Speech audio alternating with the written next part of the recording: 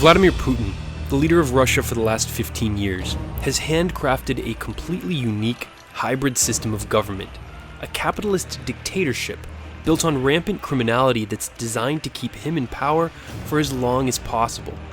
In this 9-part video series, I'll share with you what I've learned researching Putin, mainly from the massively important book Putin's Kleptocracy, an impeccably researched investigation into how Putin became so powerful, written by foreign affairs professor Karen Dawisha. Like a prosecutor laying out the evidence against a mafia kingpin, Dawisha essentially makes the case that Putin is the world's most successful criminal. We'll explore Putin's rise to power, how he formed tight bonds with a few hundred men who all had one thing in common: they were willing to do absolutely anything to become filthy rich.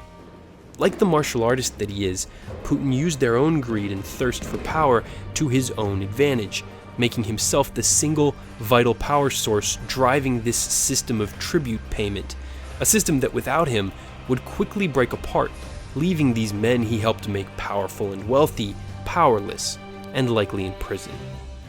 Dawisha and other Russian scholars have now proven false the idea that democracy is failing in Russia, because it's actually the opposite that has happened. Putin has succeeded in building an authoritarian regime. He has no intention of making Russia great again because he simply doesn't know how to. He never was and never will be a public servant. All he really knows how to do well is steal from the people he's supposed to represent. Sadly, theft is now the dominant political narrative in Russia. Every year, an estimated $300 billion, or 15% of Russia's total economic output, is paid as tribute, as bribes to the many layers of authority within the country. Just to get a basic service done, something that we expect someone to do as part of their job here in the West, you've got to pay somebody a little extra for in Russia. And this money is mostly all flowing to the top. 110 billionaires own 35% of the wealth, making Russia one of the most unequal countries when it comes to wealth distribution in the entire world. By this metric and many others, the lives of the Russian people are significantly worse now than when Putin came to power 15 years ago. Putin has had to use every trick in the book, many of them criminal, to create the sense that he is the one indispensable Russian leader. The latest, most highly publicized example is his invasion of eastern Ukraine and the Crimea using Russian weaponry and soldiers who are simply pretending to be Ukrainian separatists.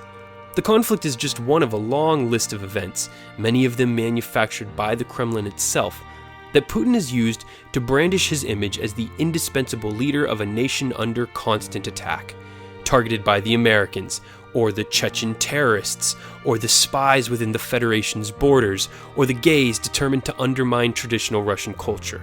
Threats that are exaggerated or completely fabricated. One of the most interesting things about this drama is how the West, led by US President Obama and German Chancellor Merkel, have responded. Instead of playing into Putin's hands with a display of military might, they've begun to actually seize the stolen wealth of Putin's inner circle, who invest their money everywhere but the Russian homeland itself. This economic counterattack is beginning to have a significant impact on the Russian economy. But will this be enough to weaken and ultimately topple Putin's regime, or at least get him to tone down his aggression? Do the Russian people have the strength to do the hard, necessary thing and rise up against their dictator? And is Putin, as he becomes increasingly cornered, willing to stay in power until he meets his end, or will he try to lay the groundwork for a retirement ride into the sunset? We'll try to answer these questions as we go much deeper in the next 8 parts of our TDC original mini documentary series, Putin's Russia, which you can begin by clicking the link on the screen. And if you feel like you learned something from these videos, that you enjoyed them, you'd really like the book that helped inspire me to create them. We've arranged for you to get a free download of the audiobook version of Putin's Kleptocracy. All you have to do is sign up for a free 1-month trial at audible.com. And if you sign up, Audible will throw a little bit back our way. That way, you get to feel good about contributing to us, and all it costs you is, well, less than nothing because you get a free audiobook. So follow the link down below in the description. Thanks for watching. You can also contribute by liking, favoriting, and sharing this video series. And if you're new to our channel, hit that subscribe button